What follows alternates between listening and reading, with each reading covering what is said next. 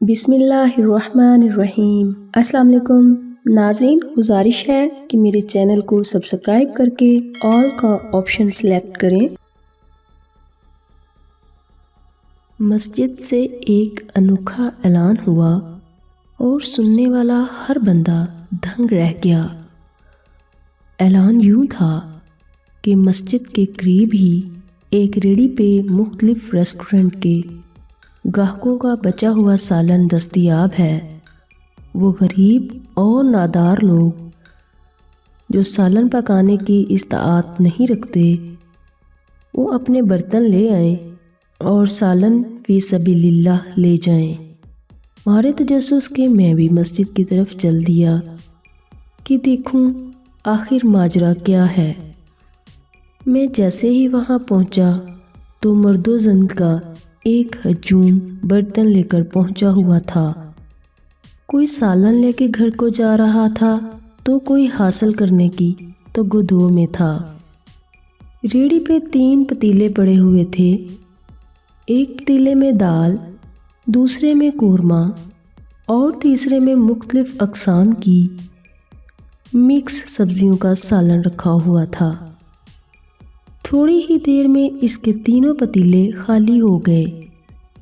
سالن لے جانے والوں کے چہروں پر خوشی دیدنی تھی اور وہ سب دعائیں دیتے ہوئے جا رہے تھے۔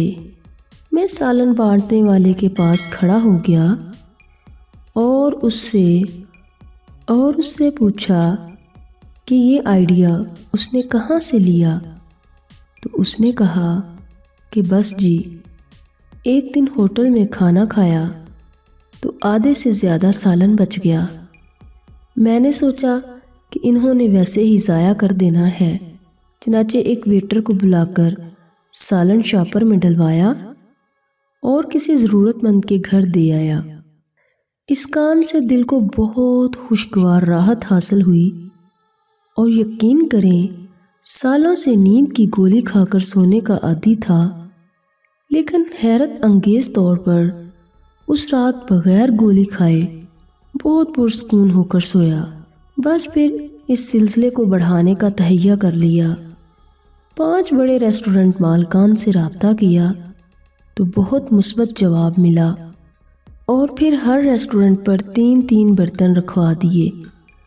اللہ کا لاکھ لاکھ شکر ہے کہ میری وجہ سے بہت سے غریب گھروں میں بہترین کھانا پہنچتا ہے۔ وہ بتاتے ہوئے ایسے خوش ہو رہا تھا جیسے اس کی لاکھوں کی کمیٹی نکل آئی ہو، لیکن میں سوچ رہا تھا کہ واقعی اس کی لاکھوں کی کمیٹی تو نکل چکی تھی، اور وہ کمیٹی تھی بے پناہ اجر و ثواب کی۔ اللہ کے ہاں مقرب ہونے کے لیے ضروری نہیں کہ آپ کروڑوں روپے خرچ کریں یا سالوں سال مراقبے کریں۔ بعض اوقات ایک چھوٹی سی نیکی بھی ان سب نیکیوں کو مات کر دیتی ہے جن کے لیے ہم عمر بھر ریاضت میں گزار دیتے ہیں۔ آپ بھی اللہ کی مخلوق کے ساتھ روزانہ کی بنیاد پر کوئی چھوٹی سی نیکی کر کے دیکھیں، شاید یہی نیکی آپ کا جنت کا پلڑا بھاری کر دے۔